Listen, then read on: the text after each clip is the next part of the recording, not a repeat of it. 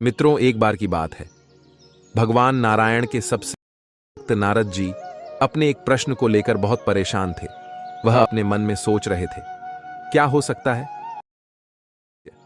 हमें यह तो पता है, ओम मंत्र के उच्चारण से मन को शांति मिलती है और सकारात्मकता बढ़ती है। परंतु क्या इसके अतिरिक्त भी ओम मंत्र का कोई गौड़ रहस्य है? इस मंत्र का कोई भी मनुष्य रोजाना सुबह शाम उच्चारण करता है तो वह सुखी रहता है। इतना ही नहीं, वह बहुत धनी भी बन जाता है। तो आखिर इसका रहस्य क्या है? इस चीज को जानने के लिए क्या करना होगा? तब उनके मन में एक विचार आता है। तब वह सीधे आकाश मार्ग से होते हुए भगवान श्री कृष्ण की नगरी वृंदावन पहुंचते हैं और भगवान श्री कृष्ण के पास पहुंचकर कहते हैं, हे प्रभु, आज मैं बहुत बड़ी समस्या में उलझ गया हूं। मुझे कुछ समझ नहीं आ रहा है, मैं क्या करूं? तब श्री कृष्ण कहते हैं, हे नारद जी, आपकी वह कौन सी समस्या है जिसमें आप बहुत ही ज्यादा उलझ गए हो? तब देवर्षि नारद जी बोले, हे प्रभु, मुझे ओम मंत्र का मतलब तो पता है कि लोग इस ओम शब्द का उच्चारण करके अपने जीवन को पुण्यवान बना लेते हैं। साथ ही ओम मंत्र के उच्चारण से मन को शांति मिलती है और सकारात्मकता बढ़ती है। लेकिन मुझे इस बात का ध्यान नहीं है कि साथ ही साथ वह इस मंत्र के उच्चारण से इतने अमीर कैसे होते जा रहे हैं। तब श्री कृष्ण भगवान बोले, हे नारद जी, आज आपने जो बात मुझसे पूछी है वह आज तक किसी ने नहीं पूछी, क्योंकि यह बात समस्त मानव जाति के लिए अत्यंत आवश्यक है। जो मनुष्य इस मंत्र का रहस्य जान लेता है उसे ओंकारेश्वर वाली पहली चाबी मिल जाएगी, जिससे आप सबसे बड़े खजाने के सभी ताले खोल सकते हैं और संसार में सबसे अमीर व्यक्ति भी बन सकते हो, और साथ में यह भी जान सकते हो कि आत्मा क्या है। इस ओम मंत्र का उपयोग करके लोग कैसे अमीर बन जाते हैं। चलो मैं तुमको बताता हूं, लेकिन उसके लिए तुम्हें एक कथा सुननी होगी। तभी देवर्षि नारद कहते हैं, हे प्रभु, कृपा करो और हमें वह कहानी सुनाओ। तब श्री कृष्ण बोले, ठीक है, मैं तुम्हें वह कहानी सुनाता हूं, लेकिन पहले सच्चे मन से इस वीडियो को अंत तक देखना। साथ ही आप इस कथा का प्रसार करना। इस कथा को सुनने मात्र से लोगों के जीवन में जो दुख है वह दुख दूर होने लगता है। तभी नारद मुनि बोले, ठीक है, मैं इस कहानी को पूरा सुनूंगा और इसका प्रसार भी करूंगा। तब श्री कृष्ण कहते हैं, हे देवर्षि नारद जी, जब प्राचीन काल में एक सन्यासी को लगा कि गुप्त मंत्र से बड़े बड़े खजाने के ताले तोड़े जा सकते हैं, तो वह सन्यासी गुप्त मंत्र की तलाश में एक बड़े आश्रम में जाता है और वहां के आचार्य से कहता है कि हे आचार्य, आप मुझे मूल्यवान गुप्त मंत्र दीजिए। तब आचार्य ने कहा कि मैं तुम्हें गुप्त मंत्र तो दूंगा, लेकिन बदले में तुम्हें सालों तक यहां रहकर सेवा करनी होगी। वह सन्यासी कहता है, ठीक है, मुझे मंजूर है। सन्यासी ने सेवा करते करते सालों बिता दिए। एक दिन सन्यासी आचार्य के पास गया और बोला कि अब तो वह गुप्त मंत्र मुझे दे दीजिए। तो आचार्य ने कहा कि ठीक है, मैं तुम्हें वह मंत्र देता हूं, लेकिन वह मंत्र मैं तुम्हारे कान में वह गुप्त मंत्र कहूंगा। सन्यासी नजदीक गया तो आचार्य ने ओम मंत्र दिया। सन्यासी खुश हो गया। उसे लगा कि चलो, अब मुझे मंत्र मिल गया है, अब मैं अपनी सारी गरीबी दूर कर लूंगा, मैं खजाना ढूंढूंगा और खजाना मिलते ही अमीर बन जाऊंगा। तब वह सन्यासी आचार्य के आश्रम से वह चला आया और ओम मंत्र का जाप करने लगा, लेकिन कोई धन की प्राप्ति नहीं हुई। तो उसे संदेह हुआ कि आचार्य ने उसके साथ धोखा किया है। एक दिन वह जब बाहर निकला तो एक मां अपने बेटे को बुला रही थी कि ओम बेटे यहां आवो। तो सन्यासी चौंक गया, क्योंकि यहां तो किसी के बेटे का नाम ही ओम था। जब वह और आगे गया तो कुछ ब्राह्मणों को देखा जो हरि ओम बोल रहे थे। तब सन्यासी ने कहा, अच्छा, यहां भी ओम बोला जा रहा है। सन्यासी रास्ते में और आगे बढ़ा तो कुछ विद्यार्थियों को ओम शांति बोलते हुए सुना। तो सन्यासी कहने लगा, कहीं आगे ओम बोला जा रहा है तो कहीं वाक्य के पीछे ओम बोला जा रहा है। इस ओम मंत्र को तो सभी जानते हैं, तो यह ओम का मंत्र कैसे गुप्त मंत्र हो सकता है? निश्चित ही मेरे साथ धोखा हुआ है। फिर वह अपने आचार्य के पास गया और कहने लगा, आचार्य, आपने मुझे यह कैसा मंत्र दिया है?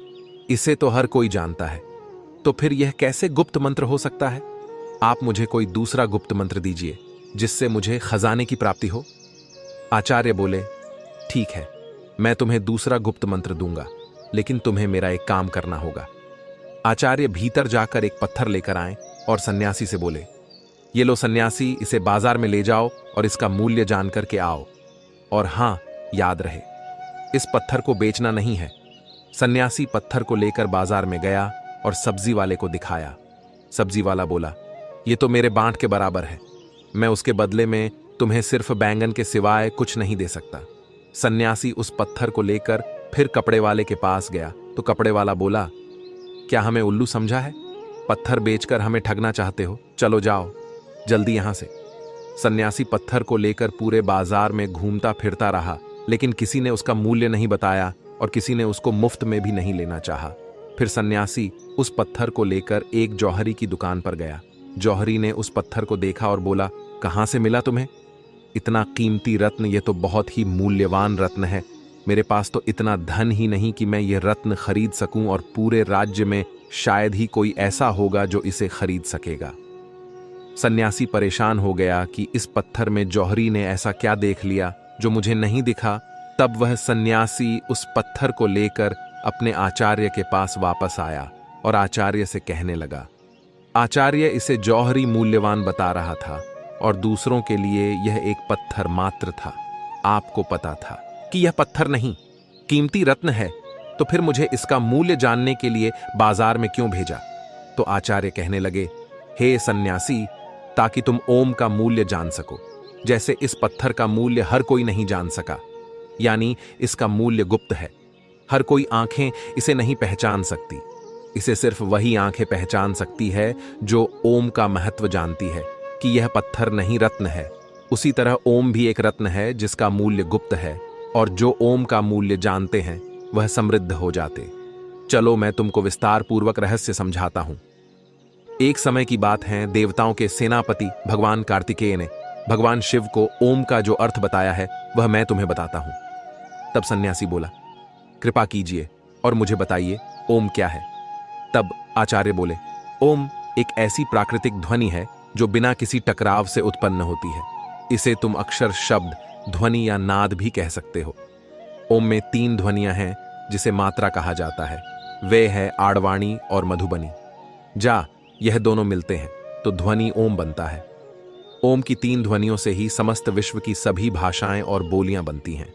गंगा भी, अग्नि और माधवानी, ये 3 ध्वनियां बोल सकता है कि भाषा कोई भी हो, लेकिन जब आप उच्चारण के लिए मुंह खोलते हैं तो सबसे पहले आकर की ध्वनि ही निकलती है, और जब तुम उच्चारण के अनंत मुंह बंद करते हो तो मकान की ध्वनि ही निकलती है, और जब तुम होठों को पास लाकर मुख को आधा खुला और आधा बंद रखते हो तब उकार की ही ध्वनि सुनाई पड़ती है।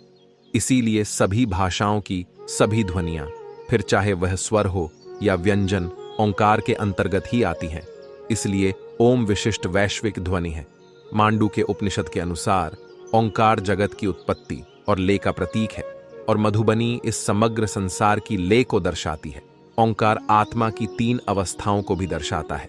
इसी तरह सन्यासी को ज्ञान देते हुए आचार्य बोले, पहली स्थिति है जागृत। इस अवस्था में जीवात्मा अपने स्थूल अंगों और इंद्रियों से भोगों को भोगता है। दूसरी स्थिति है स्वप्न अवस्था। इस अवस्था में जीव अंता प्रज्ञ होकर जागृत अवस्था में भोगे अपने मन के द्वारा अनुभूति करता है। तीसरी अवस्था है सुसुप्ति। इस स्थिति में जीवात्मा आनंदमय ज्ञान स्वरूप हो जाती है और ज्ञान से परमानंद को प्राप्त करती है। और यह तीनों अवस्थाएं जब हो जाती है तो इस अवस्था में आने के बाद आत्मा अद्वैत शिव ही शिव रह जाती है। अब उस जीव जगत और ब्रह्म के भेद का प्रपंच नहीं रहता और उसे अनाहत नाद ओम सुनाई देता है। आचार्य आगे कहते हैं, अनाथ का कौन है इस जगत में? शिव है, जो इस जगत के रूप में अपना विस्तार कर रहे हैं। शिव ही अपने पुत्र के रूप में जन्म लेते हैं और शिव ही मेरे माता पिता के रूप में जन्म लेते हैं। इस संसार में केवल शिव ही है। शिव के सिवाय कोई नहीं। बोलने वाला भी शिव ही है और सुनने वाला भी शिव ही है। सांप बनकर शिव ही अपने आप को डसने जा रहे और शिव ही उस सांप से बचने के लिए दौड़ रहे हैं। इस ओम के रहस्य को जान लेने के बाद सोना, चांदी, रुपए, पैसे सब मिट्टी लगने लगता है, क्योंकि यह सब भौतिक पदार्थ वास्तव में शिव का स्थूल रूप है। आगे सन्यासी कहता है, मैं तो इतना अमीर हूं कि यह घर, यह जमीन, यह पृथ्वी, यह तारामंडल ही नहीं, पूरा ब्रह्मांड ही मेरा है। और ऐसे कितने ब्रह्मांड होंगे जो मेरे शिव के अंग है। तो मेरे जितना अमीर कौन हो सकता है जब मुझे इतना बड़ा खजाना मिल रहा है, मैं क्यों इन 100 किलो सोना चांदी और रुपए पैसे के पीछे भागूं? साथ ही आचार्य सन्यासी को कहता है, इस खजाने को अपना समझने के लिए मैंने 3 नंबर की चाबी दी है। अब मैं तुम्हें वह बताता हूं। मूल नैसर्गिक ध्वनियां 3 है, आडवाणी और मधुबनी नैसर्गिक रंग, 3 है, लाल पीला और नीला प्रकृति के मूल लक्षण, 3 है, नाम रूप और गुण शरीर की तासीर, 3 है, उत्पत्ति पालन और प्रलय, और उनके देवता भी 3 हैं, ब्रह्मा विष्णु और महेश पदार्थ के मूल तत्व 3 हैं, न्यूट्रॉन प्रोटॉन और इलेक्ट्रॉन पहले और गहराई। और इन 3 नंबर की चाबी को जितना गहराई से अध्ययन करोगे और उसकी गहराई में जाओगे, भगवान शिव को ही पाओगे, नहीं तो अपने आप को ही पाओगे, क्योंकि इस संसार में तुम्हारे सिवा दूसरा कोई है ही नहीं। अब उस सन्यासी को बात समझ आ गई और वह तब से धन की लालसा को छोड़ते शिव की साधना में लीन हो गया। तब श्री कृष्ण बोले, हे देवर्षि, अब तो आप समझ गए होंगे कि आखिर कैसे कोई भी ओम मंत्र का उपयोग करके धनी बनते जा रहा है। तब देवर्षि नारद कहते हैं, जी प्रभु, मुझे मेरे प्रश्न का उत्तर मिल चुका है और मैं अच्छे से समझ गया हूं। तभी श्री कृष्ण कहते हैं, ओम सनातन धर्म का प्रतीक है और यह शिव का भी प्रतीक है। ओम एक ऐसी ध्वनि या मंत्र है जो अनगिनत रहस्य को अपने अंदर समेटे हुए है। ओम ही ब्रह्मांड की एक ऐसी ऊर्जा है जिससे यह ब्रह्मांड बना है। जब अलग अलग ध्वनि को ऊंची आवाज में बजाया जाता है तो हर ध्वनि का असर शांत पड़े, पानी पर अलग पड़ता नजर आता है, लेकिन ओम की ध्वनि का असर पानी पर सबसे अलग पड़ता है। ओम की ध्वनि के बजने पर पानी पर ऐसी आकृति बनती है जैसे कि सनातन धर्म में बताए गए श्री यंत्र की आकृति होती है। उसके सिवा कोई ध्वनि ऐसी आकृति नहीं बनाती। तब देवर्षि नारद बोले, हे प्रभु, मुझे यह सारी बातें समझ में आ गई हैं। अब मैं इस ओम ध्वनि को पूरे विश्व जगत में विख्यात करूंगा और सभी को यही कथा सुनाऊंगा। हे प्रिय मित्रों, आपको यह कथा कैसी लगी? आप हमें इस वीडियो के कमेंट में जरूर बताएं। साथ ही चैनल को सब्सक्राइब भी करें। आप सभी को प्रेम से जय श्री कृष्ण।